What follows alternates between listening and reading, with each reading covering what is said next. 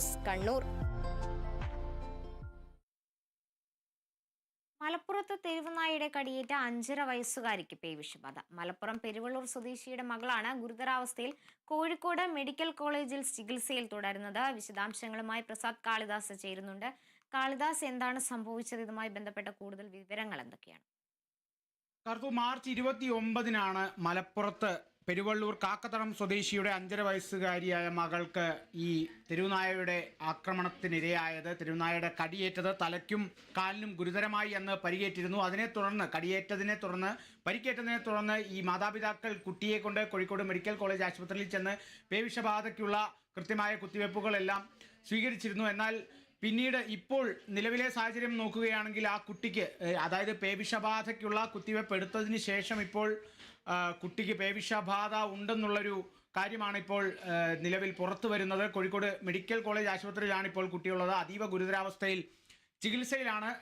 ഈ മാർച്ച് 29-ന് കുട്ടി കടയിലേക്ക് പോയി തിരിച്ചു വരുന്ന വഴിയാണ് ഇത്തരത്തിലൊരു തെരുവുനായയുടെ ആക്രമണത്തിനിരയായത്. അതിനുശേഷം ഈ ഒരു തെരുവുനായയുടെ ആക്രമണത്തിൽ 7ഓളം പേർക്ക് പരിക്കേറ്റിരുന്നു എന്നുള്ളതും കൂടിയാണ് വ്യക്തമാകുന്നത്. ഞാൻ നേരത്തെ സൂചിപ്പിച്ച പോലെ തന്നെ ഈ ഒരു സംഭവം നടന്ന അന്ന് തന്നെ കൃത്യമായി കോഴിക്കോട് മെഡിക്കൽ കോളേജിൽ എത്തിയിട്ട് IDRB വാക്സിൻ എല്ലാം കൃത്യമായി കുട്ടിക്ക് നൽകിയിരുന്നു. എന്നിട്ടും എന്തുകൊണ്ടാണ് ഇത്തരത്തിലൊരു പേവിഷബാധ വീണ്ടും വന്നത് എന്നുള്ളതാണ് ഇപ്പോൾ പഠിച്ചുകൊണ്ടിരിക്കുന്നത്. അല്ലെങ്കിൽ ഡോക്ടർമാരടക്കം നിരീക്ഷിച്ചു കൊണ്ടിരിക്കുകയാണ് കുട്ടിയെ. ഇപ്പോൾ നിലവിൽ കുട്ടി അതീവ ഗുരുതരാവസ്ഥയിൽ ചികിത്സയിലാണ് എന്നുള്ളതും കൂടിയാണ് കാർത്തു. ഉണ്ടാകണമെങ്കിൽ അതിനെക്കുറിച്ച് ആരോഗ്യവകുപ്പ് എന്താണ് കൂടുതൽ കാര്യങ്ങൾ വ്യക്തമാക്കുന്നത്?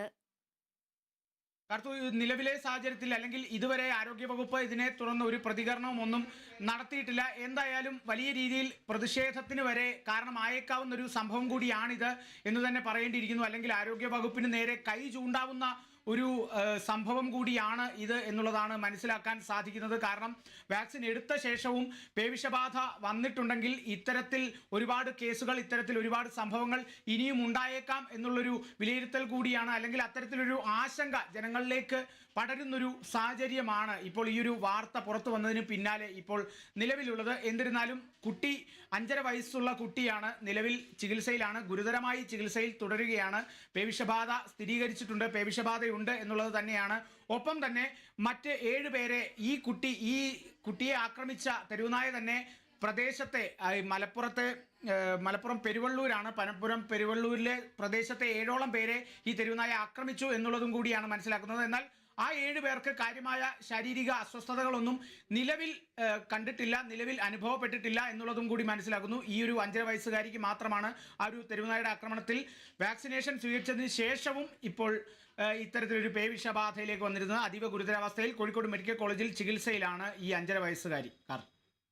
കാളിദാസ്, അതുപോലെ തന്നെ 7 പേർക്ക് നായയുടെ കടിയേറ്റിരുന്നു. അവരുടെ ആരോഗ്യനിലയിൽ ഇപ്പോൾ കാര്യമായ പ്രശ്നങ്ങൾ ഇല്ലെങ്കിലും ഇവരെ ഐസൊലേഷനിലേക്ക് മാറ്റേണ്ട സംബന്ധിച്ച കാര്യങ്ങൾ കൂടുതൽ വ്യക്തത വരുന്നുണ്ടോ? അതുപോലെ തന്നെ ഈ 5 വയസ്സുകാരിയുടെ കൂടെ ഉണ്ടായിരുന്ന ആളുകൾക്കും ഐസൊലേഷൻ നിർബന്ധമാക്കേണ്ട അവസ്ഥ ഉണ്ടാകുന്നുണ്ടോ? തീർച്ചയായും അത് തന്നെ സ്വീകരിക്കേണ്ടി വരും. അല്ലെങ്കിൽ അത്തരം നടപടികളിലേക്കൊക്കെ കടക്കേണ്ടി വരും ആരോഗ്യ വകുപ്പിന് എന്നുള്ളതാണ് മനസ്സിലാക്കാൻ സാധിക്കുന്നത്. കാരണം ഞാൻ നേരത്തെ സൂചിപ്പിച്ച പോലെ തന്നെ 7 പേരെ, ഈ കുട്ടിയെ കൂടാതെ തന്നെ പ്രദേശത്തെ 7 പേരെ ഈ തെരുവുനായ ആക്രമിച്ചിരുന്നു. എന്നാൽ അവർക്ക് നിലവിൽ ശാരീരിക അസ്വസ്ഥതകളൊന്നുമില്ല എന്നുള്ളതാണ് അവർ പറയുന്നത്. അല്ലെങ്കിൽ അവരുടെ ഭാഗത്തു നിന്നും വരുന്ന പ്രതികരണം അങ്ങനെയാണ്.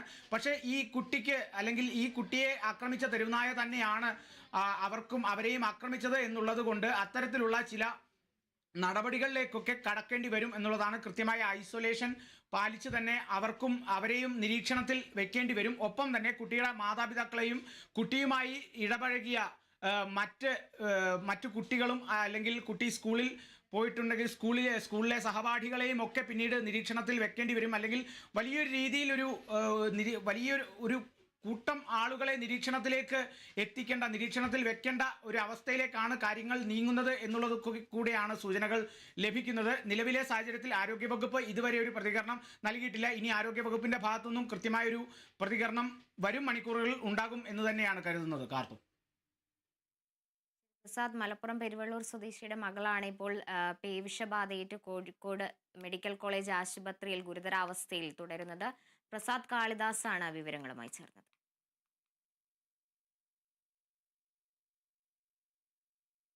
നാടിനാകെ നല്ല നാടൻ പച്ചക്കറികൾ നൽകുന്നതിൽ മുൻപന്തിയിലാണ് പാലക്കാട് ജില്ല. ജില്ലയുടെ കിഴക്കൻ അതിർത്തി ഗ്രാമങ്ങൾ മുതൽ തുടങ്ങുകയാണ് പാലക്കാടൻ കൃഷിയുടെ പെരുമ.